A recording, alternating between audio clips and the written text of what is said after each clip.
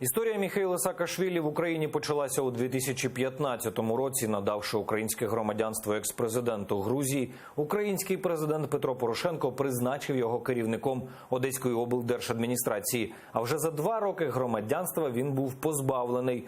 Далі був і так званий прорив кордону з групою підтримки, і домашній арешт, і навіть втеча від поліції по дахах столичних будинків. Чим ще запам'ятався Міхеїл Саакашвілі українцям і чи чекає його український політикум, дізнавалася Олена Стецюк.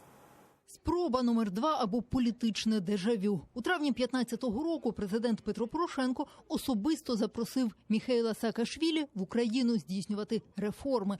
За 2 роки друзі стали як мінімум опонентами. Призначення екс-президента Грузії очільником Одеської облдержадміністрації для багатьох стало сюрпризом. Одним з пріоритетів грузинський реформатор називав боротьбу з корупцією та будівництво доріг. Встиг навіть пожити в наметі на трасі, вимагаючи гроші на її ремонт. С сегодняшнего дня я переношу свой рабочий кабинет на 202 километр трассы Одесса-Рени.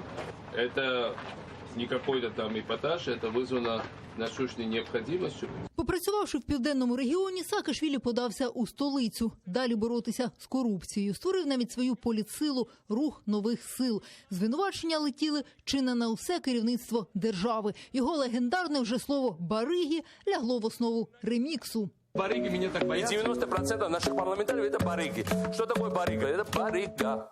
Кульмінацією конфлікту Саакашвілі з урядом Арсенія Яценюка стало засідання Нацради реформ у президента у грудні 2015 року. Публічна сварка з міністром внутрішніх справ Арсеном Аваковим завершилася жбурлянням склянки води в екс-губернатора.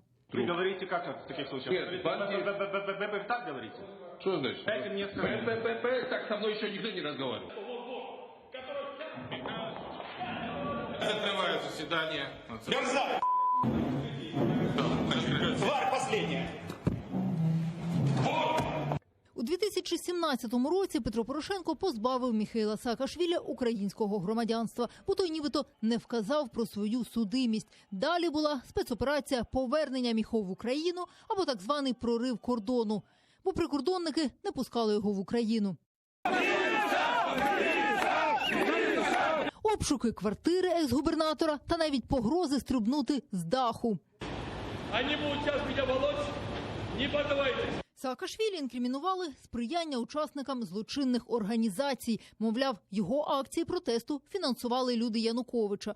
Затримали колишнього президента Грузії у лютому 2018 року прямо у київському ресторані та літаком відправили у Польщу. Та він обіцяв повернутися. І ось українські політики уже міркують, чого ж чекати від грузинського реформатора і навіщо він знадобився новообраному очільнику держави. Соратник Саакашвілі, позафракційний депутат Юрій Дерев'янко, який, щоправда, вже вийшов з руху нових сил, поверненню екс-лідера радіє.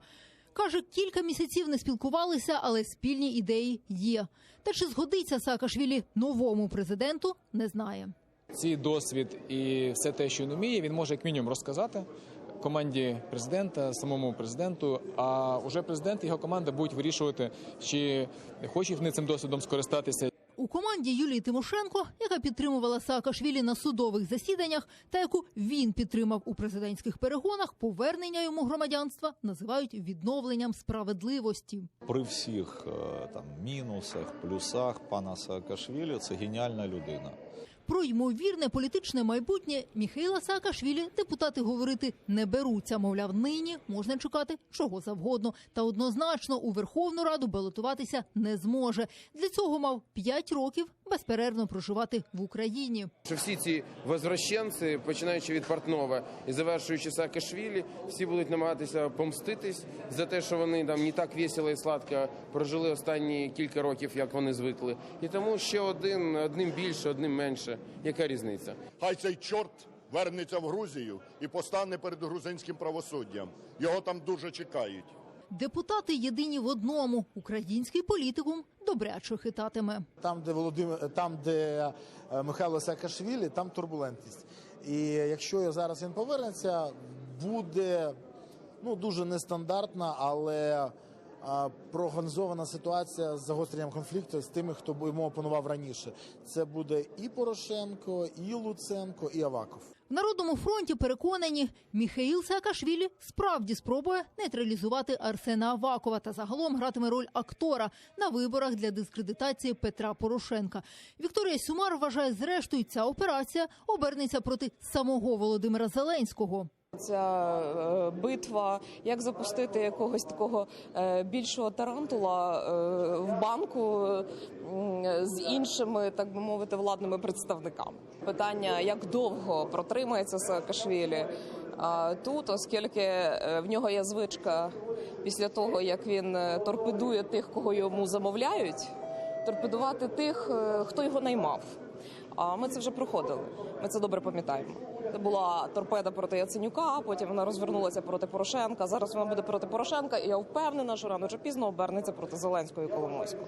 Сьогодні ж Арсен Аваков не схотів коментувати повернення Міхеїла Саакашвілі. Ще у березні він це виключав, заявивши, що Саакашвілі навіть у літак не сяде, бо його не пустять. Ще питання є? Да, є. Тим часом у парламенті Грузії рішення Зеленського не вітають. Кажуть, що Саакашвілі брехун, але стосунки між країнами важливіші. Олена Стецюк, Нікіта Проскурін, Заман, АТР.